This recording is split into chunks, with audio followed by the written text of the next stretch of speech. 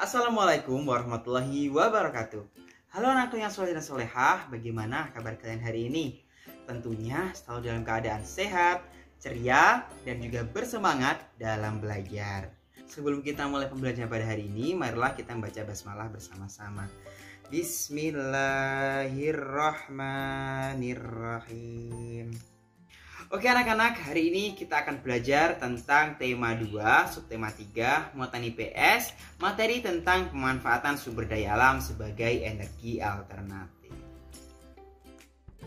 Indonesia memiliki sumber daya alam yang dapat dimanfaatkan sebagai sumber energi alternatif anak-anak.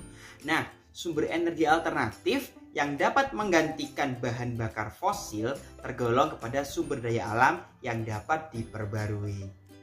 Ketersediaan lahan yang cukup luas serta beragamnya sumber daya alam yang kita miliki menjadikan sumber energi alternatif sangat cocok untuk dikembangkan di Indonesia. Nah, setelah ini Ustadz akan memberikan beberapa contoh sumber daya alam yang bisa dimanfaatkan sebagai sumber energi alternatif. Contoh yang pertama adalah energi alternatif dari kotoran hewan. Nah, siapa sangka nih bahwa kotoran hewan yang terkenal baunya tidak sedap itu ternyata memiliki banyak manfaat yang bisa digunakan oleh manusia. Nah, salah satu contohnya adalah pupuk kandang. Tapi selain itu, kotoran hewan yang juga mengandung gas metana itu dapat digunakan sebagai pengganti bahan bakar gas LPG untuk memasak. Nah, bahan bakar dari kotoran hewan ini disebut dengan biogas. Pemanfaatan biogas lebih hemat jika dibandingkan dengan penggunaan gas LPG. Kita tidak perlu mengeluarkan biaya untuk membeli gas LPG, melainkan dapat menyediakannya sendiri. Contoh yang kedua adalah energi alternatif dari tanaman sorghum. Nah, anak-anak sudah tahu atau belum apa sih tanaman sorghum itu? Nah, bagi yang belum tahu silahkan lihat di samping kiri Ustadz ini adalah contoh daripada gambar tanaman sorghum. Nah, jadi apa sih tanaman sorghum itu? Nah, ya kan? Tanaman sorghum dapat dimanfaatkan sebagai bahan baku pembuatan bioetanol.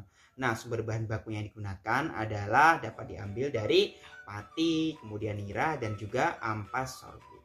Yang ketiga adalah energi alternatif dari tanaman jarak pagar. Nah, tanaman jarak pagar ini memiliki buah yang terdiri dari biji serta kulit yang bisa menghasilkan minyak serta dapat dimanfaatkan sebagai bahan bakar biodiesel. Nah, selain itu, tumbuhan jarak pagar juga dapat menghasilkan minyak yang bisa digunakan sebagai minyak gosok. Selanjutnya adalah pemanfaatan sumber daya alam untuk kesejahteraan masyarakat. Nah, selain dapat dimanfaatkan sebagai sumber energi alternatif, sumber daya alam juga dapat dijadikan sebagai sumber kesejahteraan masyarakat. Di sini Ustadz akan memberikan dua contoh sumber daya alam yang dapat dimanfaatkan untuk kesejahteraan masyarakat, yakni jagung dan singkong. Yang pertama adalah tanaman jagung. Tanaman jagung adalah jenis tanaman penghasil karbohidrat. Di beberapa daerah, jagung juga dapat dimanfaatkan sebagai makanan pokok pengganti nasi anak-anak. Selanjutnya adalah pemanfaatan jagung oleh masyarakat Indonesia. Jagung banyak sekali dimanfaatkan dalam berbagai aspek anak-anak. Yang pertama adalah biji atau buahnya. Nah, biji atau buah jagung dimanfaatkan sebagai tepung maizena, nasi jagung, popcorn, bakmi jagung, dadar jagung, keripik jagung, puding jagung, getuk jagung, susu jagung, dan masih banyak lagi yang lain. Selanjutnya adalah daun dan batangnya. Dapat dijadikan sebagai pakan ternak, pembungkus makanan, dan bahan baku berbagai macam kerajinan. Nah, tidak hanya itu, ternyata tongkol atau bonggolnya juga bisa dimanfaatkan loh, yakni sebagai bahan baku industri farmasi, dekstrin, perekat tekstil, dan casing gadget.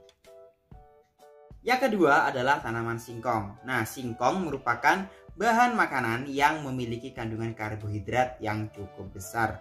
Nah, singkong juga dapat dimanfaatkan untuk berbagai kegunaan anak-anak. Selanjutnya adalah pemanfaatan singkong sebagai sumber energi alternatif. Yang pertama adalah singkong dijadikan sebagai produk makanan. Nah, singkong atau ubi kayu dapat dijadikan menjadi beberapa produk makanan pengganti nasi anak-anak. Nah, singkong dapat diolah menjadi keripik, tape, dan juga getuk. Selain itu, singkong dari jenis yang tidak dapat dimakan biasanya diolah menjadi pati atau tepung kanji. Yang kedua, bahan bakar alternatif yang disebut bioetanol. Bioetanol merupakan etanol yang berbahan baku tumbuh-tumbuhan melalui proses fermentasi. Fermentasi merupakan proses perubahan karbohidrat menjadi etanol dengan bantuan enzim yang terdapat dalam ragi atau zimase secara anaerob. Yang ketiga, sebagai bahan baku industri kimia, kosmetik, dan farmasi. Awalnya bioetanol digunakan sebagai bahan baku industri kimia, kosmetik, dan farmasi. Namun, seiring dengan meningkatnya kebutuhan bahan bakar minyak, bioetanol mulai diinovasikan menjadi bahan bakar yang ramah lingkungan. Dan yang terakhir adalah bioetanol dicampur bensin kualitas setara Pertamax. Nah, hal ini dapat dilakukan dengan mencampur 10% dari total volume bensin. Selain itu, bahan bakar kendaraan menggunakan bioetanol juga memiliki beberapa kelebihan, antara lain pembakaran lebih sempurna, biaya murah, irit bahan bakar, dan juga ramah lingkungan pastinya. Nah, banyak sekali kan sumber daya alam yang dapat digunakan sebagai sumber energi alternatif serta sebagai sumber pemenuhan kebutuhan masyarakat. Nah, mulai dari kotoran hewan, kemudian ada tanaman sorghum, tanaman jarak pagar, singkong, serta jagung. Dari berbagai macam tanaman tadi, kita sudah mempelajari bahwa banyak sekali sumber daya alam yang dapat dimanfaatkan sebagai sumber energi alternatif, serta sumber pemenuhan kebutuhan hidup pada masyarakat. Maka dari itu, kita harus menggunakannya dengan baik. Jika sebuah sumber daya alam dapat dimanfaatkan dengan baik, maka hasil yang akan kita dapatkan juga akan berlimpah anak-anak. Tetapi walaupun kita memiliki sumber daya alam yang sangat besar, jika kita tidak bisa memanfaatkannya dengan baik, hal itu akan terbuang cuma-cuma. Jadi kita tidak akan mendapatkan manfaat dari adanya sumber daya alam yang melimpah. Selanjutnya adalah untuk tugas. Nah, tugasnya silahkan anak-anak mengerjakan uji kompetensi muatan IPS di LKS halaman 93. Dan tugasnya tidak perlu diupload di e-learning ya anak-anak. Sebelum kita akhiri pembelajaran pada hari ini, marilah kita membaca hamdalah bersama-sama. Alhamdulillahirrabbilalamin. Alhamdulillahirrabbilalamin, pembelajaran pada hari ini dapat berjalan dengan lancar. Semoga ilmu yang Ustaz sampaikan kepada anak-anak dapat bermanfaat bagi kalian semuanya. Ustaz tutup pembelajaran pada hari ini, semoga ilmunya bermanfaat ya. Wassalamualaikum warahmatullahi wabarakatuh. Sampai jumpa pada pembelajaran selanjutnya.